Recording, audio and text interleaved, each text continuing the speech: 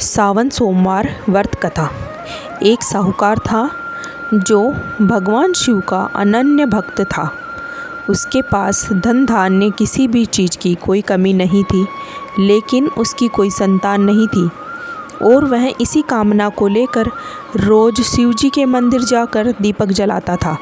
उसके इस भक्ति भाव को देखकर एक दिन माता पार्वती ने शिव जी से कहा कि प्रभु, यह साहूकार आपका अनन्य भक्त है, इसको किसी बात का कष्ट है तो आपको उसे अवश्य दूर करना चाहिए।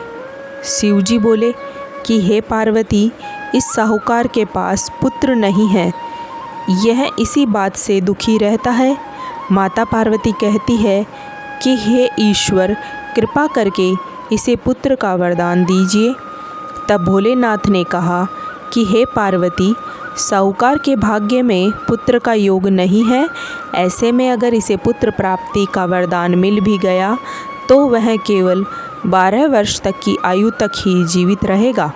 यह सुनने के बाद भी माता पार्वती ने कहा कि हे प्रभु, आपको इस साहूकार को पुत्र का वरदान देना ही होगा, अन्यथा भक्तों को क्यों आपकी सेवा करेंगे।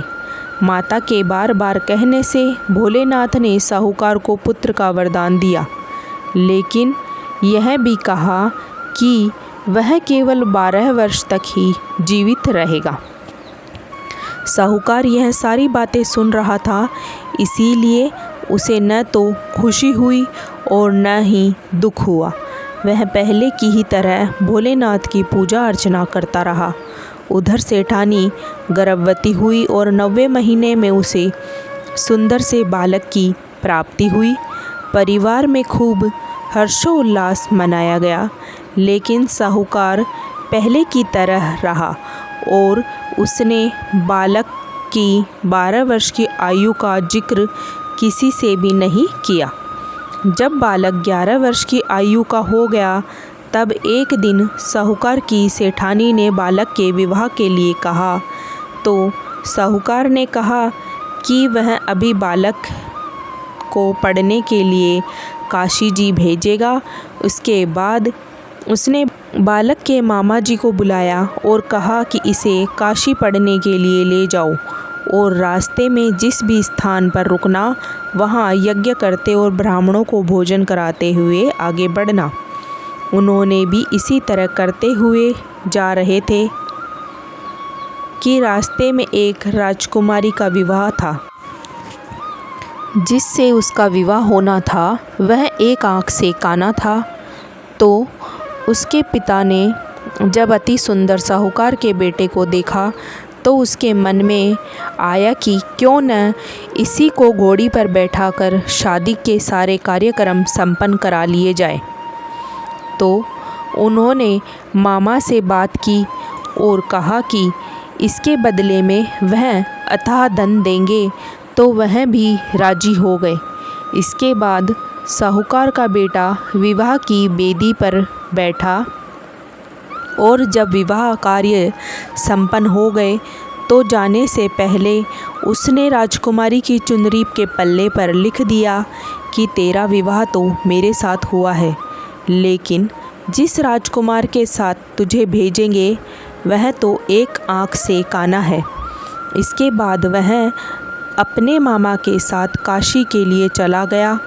उधर जब राजकुमारी ने अपनी चुनरी पर लिखा हुआ पाया तो उसने राजकुमार के साथ जाने से मना कर दिया। तो राजा ने भी अपनी पुत्री को बारात के साथ विदा नहीं किया।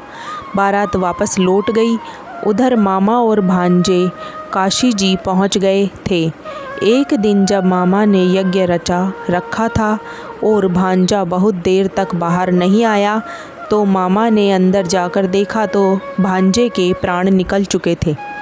वह बहुत परेशान हुए, लेकिन सोचा कि अभी रोना पीटना मचाया तो ब्राह्मण चले जाएंगे और यज्ञ का कार्य अधूरा रह जाएगा।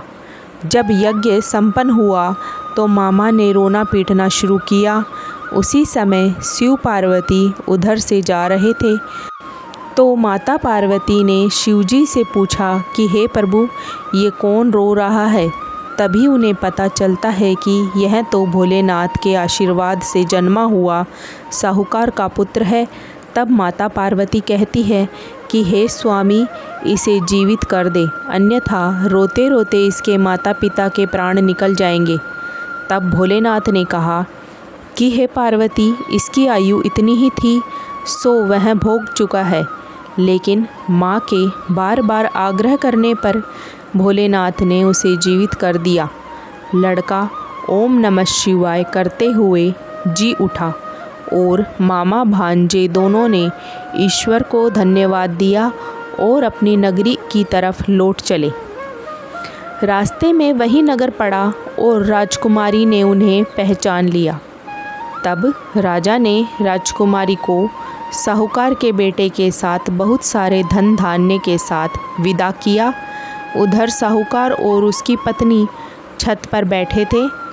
उन्होंने यह प्रण ले रखा था कि यदि उसका पुत्र सकुशल न लौटा तो वह छत से कूदकर अपने प्राण त्याग देंगे। तभी लड़के के मामा ने आकर साहूकार के बेटे और बहू के आने का समाचार सुनाया, लेकिन वे नहीं माने तो मामा ने शपथ पूर्वक कहा। तब तो दोनों को विश्वास हो गया और दोनों ने अपने बेटे बहू का स्वागत किया। उसी रात साहूकार को स्वप्न में शिवजी ने दर्शन दिए और कहा कि मैं तुम्हारी पूजा से प्रसन्न हुआ। इसी प्रकार जो भी व्यक्ति इस कथा को पढ़ेगा या सुनेगा, उसके समस्त दुख दूर हो जाएंगे और मनोवांछित सभी मनोकामनाएं पूर्ण होगी।